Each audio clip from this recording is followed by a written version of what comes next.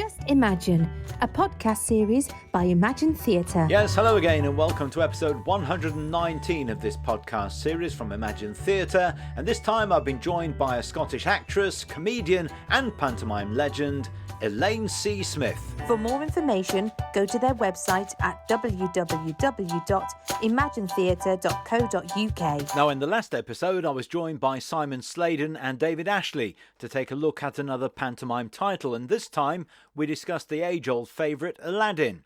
So far in the series, we've met all sorts of fascinating guests, from celebrities and backstage team members to practitioners and academics.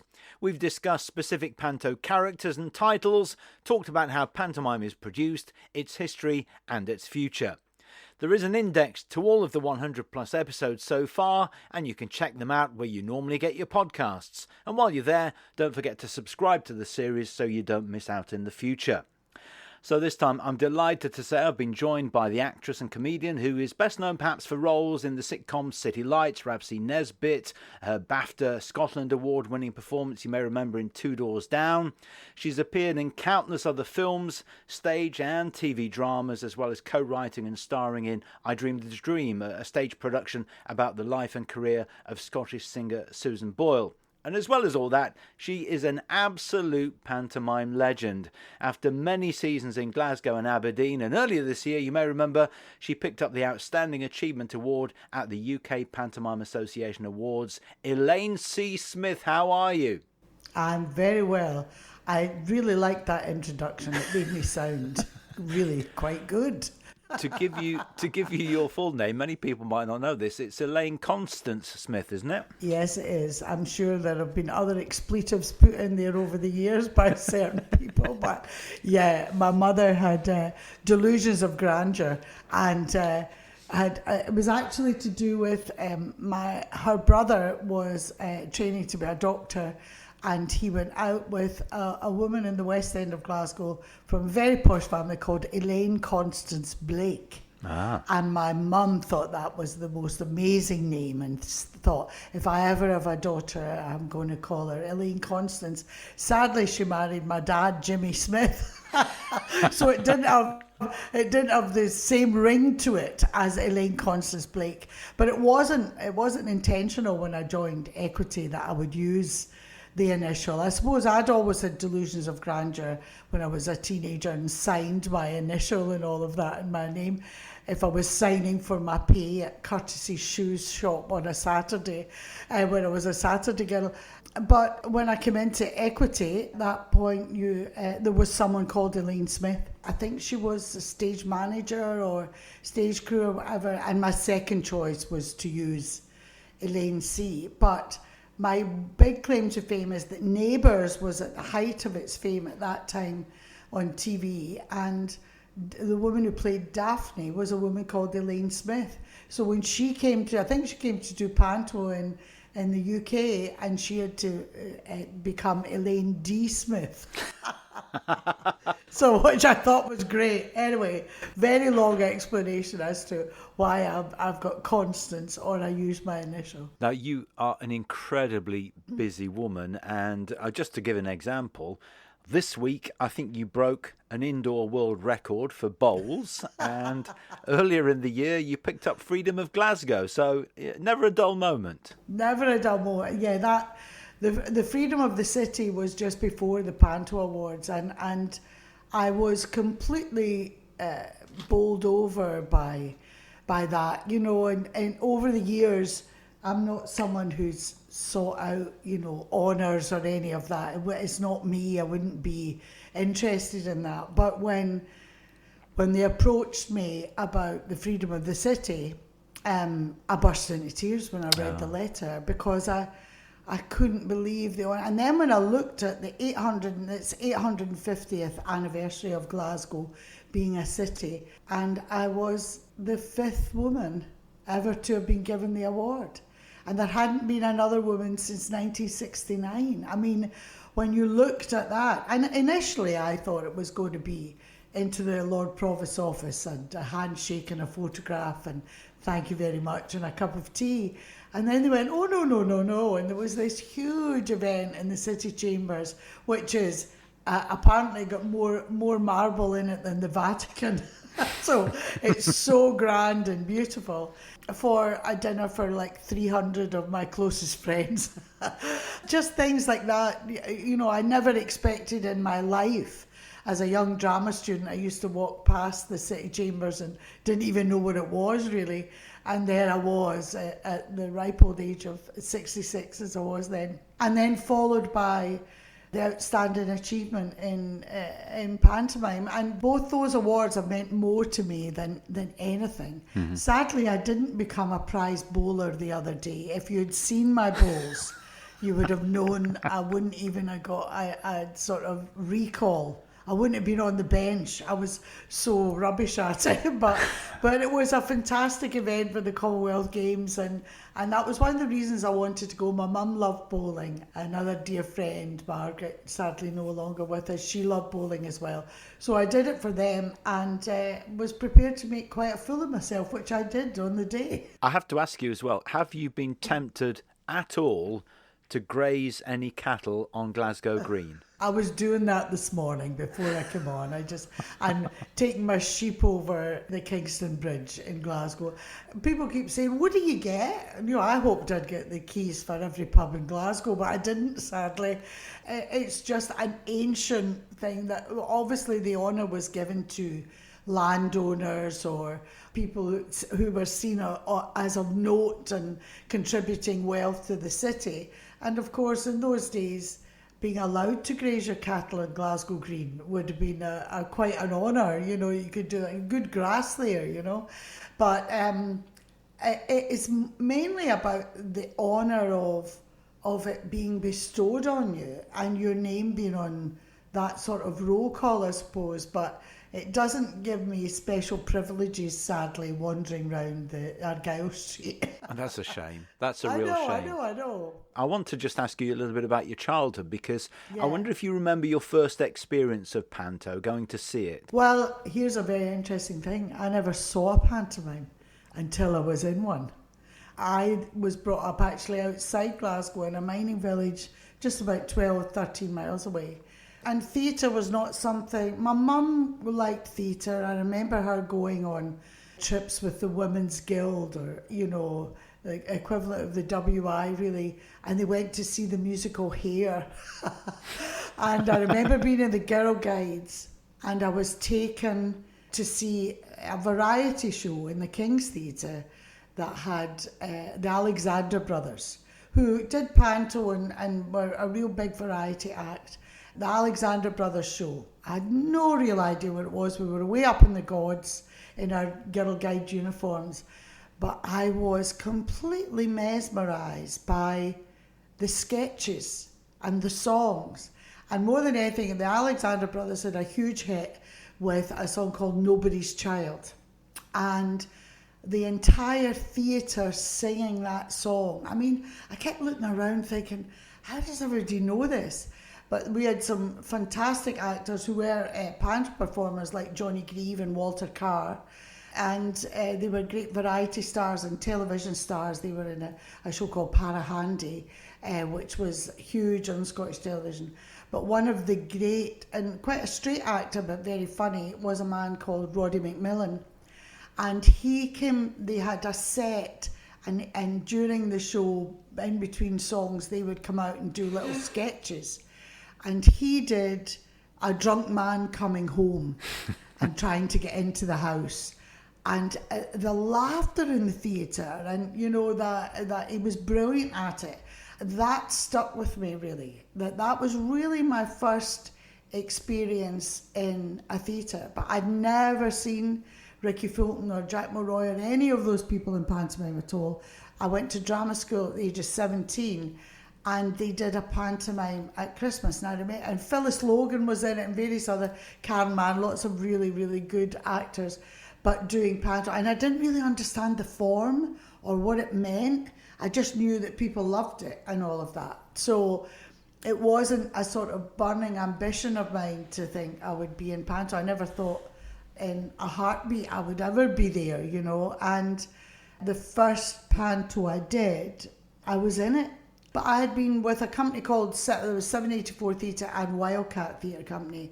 And Wildcat were, they were really musical. So I played piano and I sung and part of the band, and you acted. And it was very agitprop, sort of a comedy, sketches. And I realised that what we were doing then was a sort of, it was just sort of at the death of variety at that point in the late 70s, early 80s, when people weren't going to the theatre in the same way and going to see shows, or they're just a bit more sophisticated, I suppose. And we used a lot of those techniques and put them into Wildcat shows, that sort of front cloth sketch, and the response from the audience was fantastic. Now I look back and I realise I did, believe it or not, my thesis. I went back and did a BA at Queen Margaret University, and my thesis was called Nothing Like a Dame, and it was about, most of it was about the research into pantomime and the ability of pantomime to reinvent itself constantly. And that was a revelation to watch that. And I realised that being in Wildcat at that point, we were taking bits of the form of pantomime and making it work within the context of the show. And then I was offered my first pantomime at Motherwell, which was my hometown, if you like, Cinderella, and I hated it. It was very much the old form of, and no disrespect to anyone who was in it, or great performers, Phil McCall, all that, great people. But for me, I was cast as Cinderella. Right? Now, if you've got a big chest like me, even at 24 or whatever, I look at it, and they gave me a hairpiece and everything. And the transformation, I looked like Elsie Tanner, I just didn't.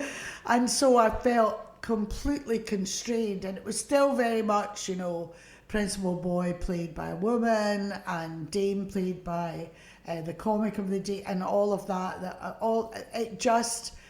I just felt completely, this is not for me. I never want to do this again. And I was wrongly cast. I was constrained, coming out singing, there were bells on the hill and I never heard them ringing, all that, trying to be, and of course they sold it to me, and that what they wanted was a sort of alternative, feisty Cinderella. Well, yeah, that was great, but they wrote that for one scene. And then the rest of it was, I wish my prince would come, or whatever, So it wasn't an experience I wanted to have again. And such a waste of your comedy talent as well. No disrespect to actresses who play Cinderella up and down the country, but you were a little bit restricted in what you could do with that role in a comedy sense. I just wanted to ask you how it felt for you to walk out onto the stage at the King's Theatre for the very first time, and if it brought back memories of seeing that variety show there as a child. That is a brilliant question. I have never walked on to the stage of the King's Theatre and not thought about that moment of sitting up there in the gods. And before I did, but I went off and did other pantomimes, which I loved. At that point, companies like Borderline and Morag Fullerton ran Borderline Theatre Company, and they did a panto, but they did a sort of modern take, usurping a lot of the forms a wee bit. It wasn't so much principal boy or men in dress. Tom McGrath was a great writer. He wrote the first Cinderella I did there. And the difference was, I played the fairy godmother and the stepmother. It was a small theatre company, so it wasn't a lot of money or anything like that. And I was in every scene, changing wigs, coming on and being the funny fairy or the fairy godmother, and then as the wicked stepmother.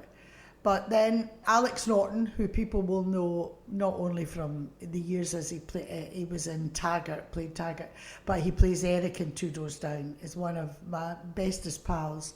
He wrote a show called Peter and Penny's Panto. And I did that then at Borderline down in Irvine, and I loved it. funny fairy. She was called the Govern Fairy. I mean, I still remember my opening lines in that were, well, there I was at the beauty salon, papping on perfume by the gallon. When I heard a kind of yelp, it sounded like a cry for help. And to myself, I thought, oh no. So up I leapt and shot the craw and winged my way here at the double. So tell me, what's the soapy bubble? And I had curlers in, and she arrived in a flash, and I did a tap dance in it, and it was joyous, joyous. But interestingly, those pantos at Borderline, before me, Robbie Coltrane had done one, Phyllis Logan, loads of really, really fine actors had come through. Morag had a great eye for talent. Andy Gray, who went on to become a great panto star as well. Johnny Watson, people like that. We all sort of started as this new, we were the breakfast clubbers, if you like. We were the new kids in town, taking those forms of panto, but actually, and the skills we had, and reinventing them a wee bit. And then I did the same Peter and Penny with the wonderful Michael Boyd at the Tron in Glasgow. And they were the same. Still to this day, Johnny McKnight and the team there do a real alternative always sounds bad, but it's funny, and they sort of reinvent the form all the time as well. So I was really glad that I came out of that sort of tradition to go, no, let's push this. Let's see what else we can do. It was, that the woman could be funny. Michael Boyd, Alex Norton, people like that believed that women, particularly that type of Glasgow woman, doesn't have to be played by a man. You can actually do it with an amazing amount of warmth. You're still cheeky and all of those things, but there's a warmth and a believability about it that isn't as misogynistic as some of the other portrayals that I'd seen or been involved in. So I came out of that alternative thing. It was really interesting. Michael Harrison, when he came out and presented the award at the Panto Awards, he had gone and found the review from the Tron Theatre in Glasgow, which I have no recollection of. And that's what made me cry more than anything. And Michael Boyd sadly passed away a year and a half ago. He had gone on to great things, running the Royal Shakespeare Company and everything. And at his memorial a few months ago, I quoted from Michael's speech about that belief that someone like Michael was like, well, why can't the women be funny? Why can't we do this and usurp things and reinvent? We were sort of punk versions of it a wee bit. Billy Differ, who has been in London for many years with Delphont Mackintosh and all of that, but he ran the King's Glasgow, and I remember him saying, oh, I wish we could do something like that at the King's. And this brings me back to your original point about that little girl sitting up there. Yeah.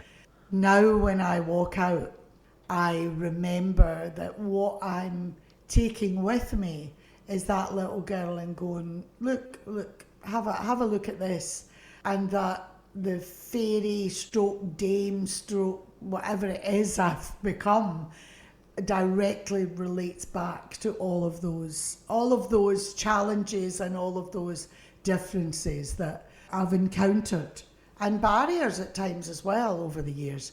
But I do also remember, this is a spooky story, I've told this a couple of times, when I became an actor. My friend and I had gone out for lunch and had a few drinks, and we ended up going in the West End. There was a place called the Courses Gallery, and there was a fortune teller in there. And of course we were like, let's go in. And of course all I wanted to know about was romance or whatever, And this woman was remarkable. Told me I was an actor.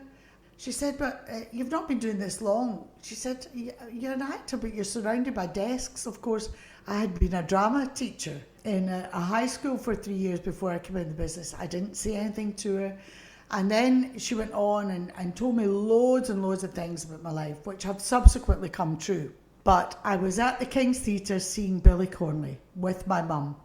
I was in The Gods. And ironically, when I was a drama student, I worked in the bar at the King's Theatre as well. So I never forget the staff in the King's and how hard their work is to work in the bar and sell programmes and all of that. And so I'm sitting with my mum, the back of the gods, which she hated because she didn't like heights. And so she was hanging on for grim death. As we were leaving, Billy Connolly was amazing. And as we were leaving, I spotted the woman who was the fortune teller about 4 rows in front of me. And I thought, oh God, my mum doesn't know I've been to a fortune teller. So I was trying to usher my mum out. And she said, this woman said to me, oh, hello. And I said, hi. And then she looked at the stage and she looked back at me and then back at the stage and back to me and said, you'll do that. No. And I sort of went, yeah. And at that point I thought, I'll never be on a stage in the King's on my own. I'll never do stand-up. I'll never do that. I was going to play Camille in all these great these great tragedies. I was going to be a proper actress. And there I was. You know, I remember walking out in the opening night of Shirley Valentine. Alex Norton directed it, on stage myself, and looking up and seeing the seat at the back of the gods and thinking, oh, she told me that. And wow. Subsequently, I've done all my one-woman shows there and recorded them for telly and everything. But there you are. How spooky is that? Wow, how amazing that all of her predictions should come true. If you can, at the end of this, when we finish, maybe you can give me her telephone number so I can get next week's lottery numbers from her. But I have to ask you as well, when television came along, because you've done so much drama, but when the situation comedies that I mentioned came along, I wonder whether your experience in panto helped with that, with the comedy side of it, or if it was completely different because, of course, you were working to a camera and not an audience. I sort of knew initially that because of the response I'd had in smaller pantos, and I'd never done one of the bigger ones before I started in television, and I did Laugh and Nearly Paid My Licence Fee with Robbie Coltrane, and I had been, I think, Colin Gilbert, who ran the comedy unit, had seen me with Wildcat doing sketches and different accents, and you know, in this particular play I had to be American, I had to be Scottish, I had to be and so he cast me in something called Naked Radio, and it was like a weekending sort of type of show on Radio Scotland with a live audience, and we recorded it every Friday, and that's where I met Gregor Fisher, Tony Roper, Andy Gray was in it, Johnny Watson, Ron Bain. And I was the only woman, but we did this as a live show with an audience and recorded for so many weeks of the year. We then did it as a live show at the Edinburgh Fringe in the Assembly Rooms, and it went down a storm there. And then Colin decided he would maybe try and do it as a TV thing, and got commissioned and used us, brought in Helen Ledger and John Sparks, and off we went. And all of us had a sort of background, not only in theatre but in variety. Or Gregor and Tony had done panto with Ricky Fulton and Jack Mulroy and people like that. So when we started, and also we were lucky in Naked Video that we did have a live audience. So we did 2 nights in the studio with a live audience there. But the skill, of course, is not to play to the audience when you're doing television. Mm-hmm. It is, and that was a real learning experience. But because I'd come from an acting background and not, if you like, a comedy background, it didn't feel that odd to me that you played to the camera and didn't go out. One very, very famous panto, or very well-known panto performer, when cast in a telly thing, of going out, and the director said to me, it's the only time I've actually had to ask the floor manager to get the actor to bring the performance down because she was so huge. She was great in rehearsals, and then as soon as she got in front of the audience, went off like a rocket, you know. So it was a great learning experience and we were in an environment where we were all learning. So that really helped. And also some of the sketches that were filmed outside, didn't have the audience, but they'd be played into the audience on the day. But it did allow you a sense of timing and all of that. When we went on to Rab C, Nesbitt, there was no audience. It was eventually played into the audience. And actually, Colin would disagree with me, the boss, but I didn't think it needed a laughter track. I always felt you didn't need to tell the audience where to laugh in it. It was almost like it was a play for today or a documentary with that family. And I always had to play it that way and never down the lens, never. Although people will look and think, there's a notion that it might be slightly heightened performances. There's a height in it. But look at it and see that actually where we come from is the truth. And Michael Boyd said that to me at one point, that he loved watching my process, and I said I didn't know I had a process. And he said, other actors I know, they start with the clown and find the truth. He said in a comedy, he said, you find the truth, then find the clown. I said, yeah. For me, the clown has to come from the truth of it. Even in stuff like Rab C, Nesbitt, although the situation would be almost, in some ways, like cartoon-like almost, that handicap. But actually, it was about the truth of that situation for me. And interestingly, again, a couple of very good actors, I remember being brought in to do a one ep or something like that. And I couldn't believe how over the top they were when they were playing a working class Glaswegian. Suddenly they started talking like that and having weird voices, and you were like, why are you doing that? And you thought, is that what you think we're doing? It was like not understanding, and in order to be part of it. Two Doors Down, of course, even more so. There's no way that you can find anything in that funny. We do when we do the first couple of reads or run-throughs of it, but it's the ability to time something, know how it's going to land, but never ever find it funny yourself or wink down the lens going, hey, that's good, isn't it? In the way that you could on stage, in the way that you can come out of character, particularly in panto, and say an aside and then go back into character. I'm not a great one for people. I hate false corpsing. Yeah. It drives me mad, because it excludes the audience. And it's great if something happens and people laugh. I adore it. And if it's done well, Morecambe and Wise had loads of rehearsed ad-libs that were in the stuff, but they did it so well that you didn't, as they would say, see the join. That works for me. And I'm not averse to that. And I have had the disappointment of, we were there the night that the thing fell off again. We go, that happens every night. You can see them go, oh no. Yeah. So that I'm fine with. But I do remember going to see one where the false corpsing lasted well over 10 minutes. And actually it got so bad at one point that the band walked out. And the crew loved it because they were going on to overtime, I think. What do you love about panto? What is it? 40 odd years in the business, and you love panto as much as you ever did. I love it more now. I think when I started at the King's, it felt very much in a big commercial setting. In the smaller ones, it's not as long a run. It's hard work, but you don't do as many shows. I did a Christmas show at the Lyceum, which was basically, a Christmas show means no laughs, and I hated that. And it was, 3 shows a day as a young, and I just thought, and the grind of it. So you make a bit more money, but the grind of it was huge. But starting at the King's, I had a 2-year-old and a 7-year-old. And we were doing, 2 shows a day every day sort of thing. I do remember Ricky Fulton saying to me at one point, and they were very, again, a woman playing an ugly sister, dames and things like that.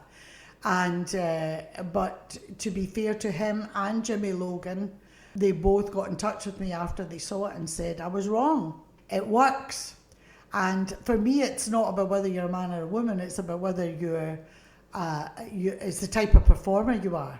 Are you prepared to go out there and put your vanity to the side and just say, come with me. We're going to have a great time. I'm going to make a bit of an arse of myself, but you come, or whatever, you know. They're in on it. The audience are sophisticated with it. It's on lots of levels. I don't think I understood that quite as much at the beginning. And I do think there was a lot of resentment about a woman playing this and doing it and changing the form a wee bit. So that first year of doing all those shows with 2 young kids, all I really remember is the exhaustion and trying to do my Christmas shopping in between shows and coming in my break, you know, with 17 shopping bags of different things. And I think I was very torn between being a mum and trying to do a good job and felt the pressure that was on me to make it work. But I do remember the joyousness of it with Babs Rafferty, who played Ella in Rab C. We were the ugly sisters in it. And the laughter and joy and all of that. Jerry Kelly was a fantastic Buttons. And it was Bob Black, who had written City Lights, had written the script. So there was a whole new take on it because they had realised that the old form wasn't cutting it, particularly with middle class audiences. They were going to the Citizens or the Tron to see sort of more Christmas shows and all of that. Now, I believe, after all these years, that I have managed, or we have managed, with a fantastic team, Catherine Harrison, Johnny Mack, Michael Harrison, to believe that you could take all those elements of traditional panto, you preserve that, but actually make it fresh, reinvent it again. And so now I am where I hoped it would be 40 years ago. And I think we talked about this on the podcast many times. It goes back to your BA, doesn't it, in terms of panto has lasted so long because it does keep reinventing itself. It's evolving constantly. I have to ask you as well if you have a favourite pantomime title, for whatever reason. Actually, when I think about that, I mean, all people who are in panto will say, I mean, this year we're doing The Little Mermaid, which I've never done. But now we have such a team and a sort of, not formula, but a format that we know how to make the stories work for the audience and take them. So, you know, first of all, looking at something like Little Mermaid, what would I do in it? Well, of course, there's no King Triton, so I'll be Ariel's mum. So, and walking down the street after I saw Newcastle, Michael Harrison just said, yeah, you should be Queen Mary Monkfish. And that's where it came from. And that's what I am. And so we know how to change the form, but hold the story. That matters to kids, matters to the audience, that they know who's who and all that. But I think out of them all, Beauty and the Beast is my favourite. Because I love the moral of that. I love the fact that Belle falls in love with someone that it's not because they're a prince that will change her life. I love the feistiness that Belle can bring. I love the magic of it. And it was one of my favourite stories as a kid as well. And I think there's a great moral in that. So we did it in Aberdeen. And I've done it in Glasgow now as well. I think I've only done it twice, maybe 3 times. They all merge into one. But I think Beauty and the Beast is probably my favourite. Yeah, I agree with you in many ways. I think it's got everything. I've done it a couple of times. And it's got the moral, which you pointed out. It's got the adventure. It's got really strong characters. The whole thing it's fresh in some areas, but it has all of the traditional elements as well. It's the complete package, isn't it? It is, and it was wonderful that we could adapt Mrs. Potty, which is there in the movie, and so to become that sort of dame stroke nurse stroke magical sort of figure. And ironically, I've got panto posters and all that in the office, but Gerard Burns, quite a famous artist, he did a painting of me as Mrs. Potty, which I've got in the office, and that's the one that's up in the Kings. as you come in the front door of the King's Theatre, and it's a beautiful portrait of that costume and that idea. And it's not really till you ask me what is my favourite, I realise that is my favourite in lots of ways, you know. So, but that adventure, I mean, Gaston is a great comedy character as well. Yeah, Beauty and the Beast does it for me, I think, every time. So there you go. If you're going to see Elaine C. Smith in The Little Mermaid at the King's this Christmas, she's there until the 4th of January. Make sure you look out for that magnificent portrait as you enter the theatre. It's been fabulous chatting to you, Elaine. Thank you so much for talking to us. Thank you so much for asking me. Well, that's it for now. Don't forget to subscribe through your favourite podcast app. Make sure you join me, Martin Ballard, next time for episode 120, when I'll be chatting to the former Hearsay singer, musical theatre star and Emmerdale actress, Suzanne Shaw. Thank you for listening to the latest edition of Just Imagine, the podcast series from Imagine Theatre. And you can find out more by going to www.imaginetheatre.co.uk.